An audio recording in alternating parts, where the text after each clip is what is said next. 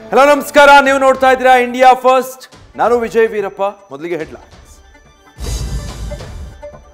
ಭದ್ರಕೋಟೆ ಛಿದ್ರವಾಗಿದೆ, ಪುತ್ರನ ಸೋಲಿನ ಚರ್ಚೆಯೇ ಅನರ್ಥ, ಜನತಾ ತೀರ್ಪು ಅಂತ HDK ಫಸ್ಟ್ ರಿಯಾಕ್ಷನ್ ಕೊಟ್ಟಿದ್ದಾರೆ. ನಿಖಿಲ್ಗೆ ಒಳ್ಳೆ ಭವಿಷ್ಯವಿದೆ ಅಂತ ಸುಮಲತಾ ಅನುಕಂಪದ ದಾಳ ಉರುಳಿಸಿದ್ರೆ, ಈ ಸೋಲಿಗೆ ಕುಮಾರ ಕಾರಣ ಅಂತ ಸಿಟ್ಟು ಸೆಡವು ಎಲ್ಲವನ್ನು GTD ಹೊರಹಾಕಿದ್ದಾರೆ. ಇದು ಗೊತ್ತಿದ್ದ ಮ್ಯಾಟರ್.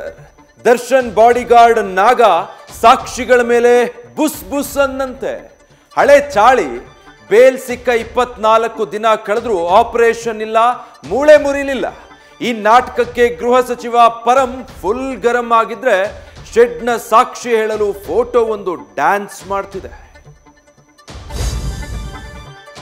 ಬೆಳಗಾವಿಯ ರಾಷ್ಟ್ರೀಯ ಹೆದ್ದಾರಿಯಲ್ಲಿ ನಡೆದ ರಾಬರಿ ಕೇಸ್ಗೆ ಟ್ವಿಸ್ಟ್ ಸಿಕ್ಕಿದೆ. ಕೇರಳದಿಂದ ಕೊಲ್ಲಾಪುರಕ್ಕೆ ಗೋಲ್ಡ್ ಸ್ಮಗ್ಲಿಂಗ್ ಮಾಡ್ತಿದ್ದ ಉದ್ಯಮಿಗೆ ನಕಲಿ ಗನ್ ತೋರಿಸಿ 1.17 ಕೋಟಿ ಹಣವಿದ್ದ ಕಾರು ಕದಿಯಲಾಗಿತ್ತು. ಮೊಬೈಲ್ ಟ್ರ್ಯಾಪ್ ಮಾಡಿ ಸಾಂಗ್ಲಿಯಲ್ಲಿ ಆರೋಪಿಗಳನ್ನ ಸೆರೆಗೆ ತಳ್ಳಲಾಗಿದೆ.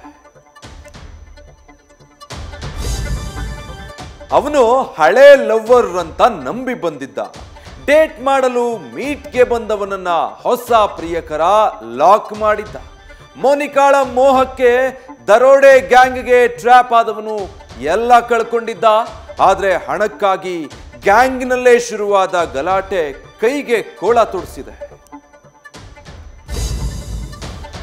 ಬುಲ್ಡೋಜರ್ ಗೂಡು ಸೇರಿದ ಬಳಿಕ ಯೋಗಿ ನಾಡಿನ ಸಂಭಾಲ್ ಉದ್ವಿಗ್ನಗೊಂಡಿದೆ.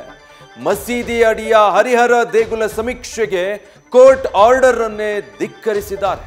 ಮಸೀದಿ ಸರ್ವೆಗೆ ತೆರಳಿದ್ದ ಅಧಿಕಾರಿಗಳ ಜೊತೆ ಕಿರಿಕ್ ನಡೆದು ಪೊಲೀಸರ ಮೇಲೆ ಪತ್ತರ್ಬಾಜಿಯಾಗಿದೆ.